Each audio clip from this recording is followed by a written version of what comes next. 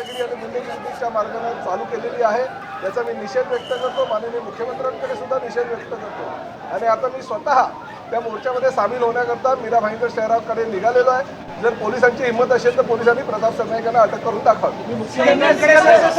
सरकारलाच घरचा आहे प्रताप सरनाईक यांनी दिलेला आहे. प्रताप सरनाईक मंत्री आहेत, ते स्वतःच आता या मोर्चामध्ये सहभागी होण्यासाठी निघालेत. जर हिंमत असेल तर सरकारनं प्रताप सरनाईकला अटक करून दाखवावी असं थेट आव्हान सरनाईकांनी दिलेलं आहे. सरकारलाच ही मोठी चपराक मंत्र्यांकडून दिली जाते.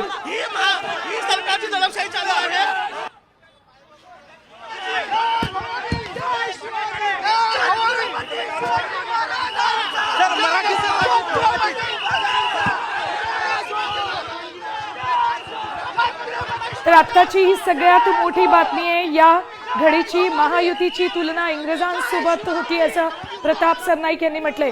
मनसेला मोर्चा काढू द्यायला पाहिजे होता असंही यावेळेला सरनाईक म्हणाले. जाणीवपूर्वक वातावरण खराब करण्याचा प्रयत्न केला जातोय. प्रताप सरनाईक यांनी मोर्चावरही प्रतिक्रिया दिली. तर आपण स्वतः आता या मोर्चात सहभागी होण्यासाठी जातोय. जर हिंमत असेल तर सरकारनं आपल्याला अटक करून दाखवावी असंही आव्हान प्रताप सरनाईक यांनी दिले.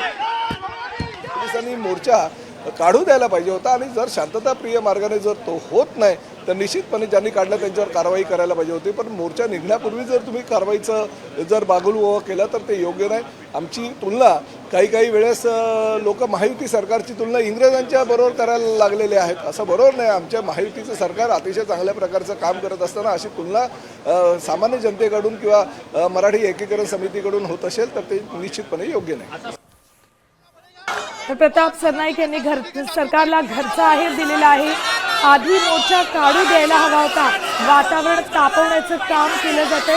मोर्चा काढू द्यायला हवा होता आणि त्यानंतर जर चुकीचं काही होत असेल तर कारवाई करायला हवी होती असं सरनाईक यांनी म्हटलेलं आहे. दुसरीकडे ही काही वेळापूर्वीची प्रतिक्रिया होती. तर आता पुन्हा एकदा सरनाईक यांनी प्रतिक्रिया दिली.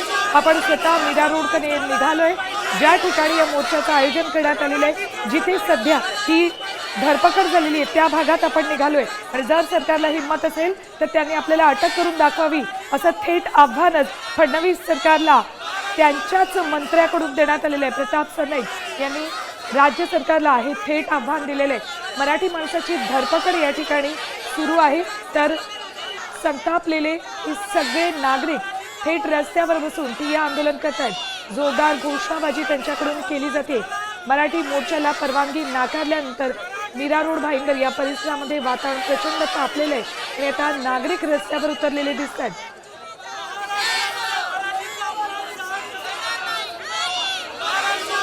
जोरदार घोषणाबाजी नागरिकांकडून केली जाते. महिलांची संख्या मोठ्या प्रमाणात दिसते.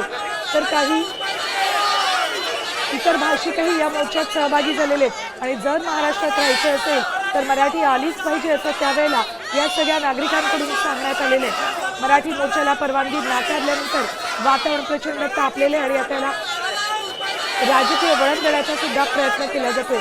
1 जुलैला एका अमराठी व्यापाऱ्याला मनसेच्या कार्यकर्त्यांनी कानशिलात लगावली होती. त्यानंतर मीरा रोड भाईंदर या परिसरातल्या व्यापाऱ्यांनी एकजूट दाखवत मोर्चा काढला होता, आंदोलन केलं होतं. 3 जुलैला या मोर्चाचं आयोजन करण्यात आलं होतं आणि या मोर्चाला प्रत्युत्तर म्हणून आज मराठी एकीकरण समिती, मनसे आणि काही संघटनांच्या माध्यमातून प्रत्युत्तर म्हणून मोर्चाचं आयोजन करण्यात आलं होतं. आता isakal.com आहे देशातील नंबर 1 ची मराठी न्यूज वेबसाईट. प्रत्येक अपडेटसाठी isakal.com ला नक्की भेट द्या.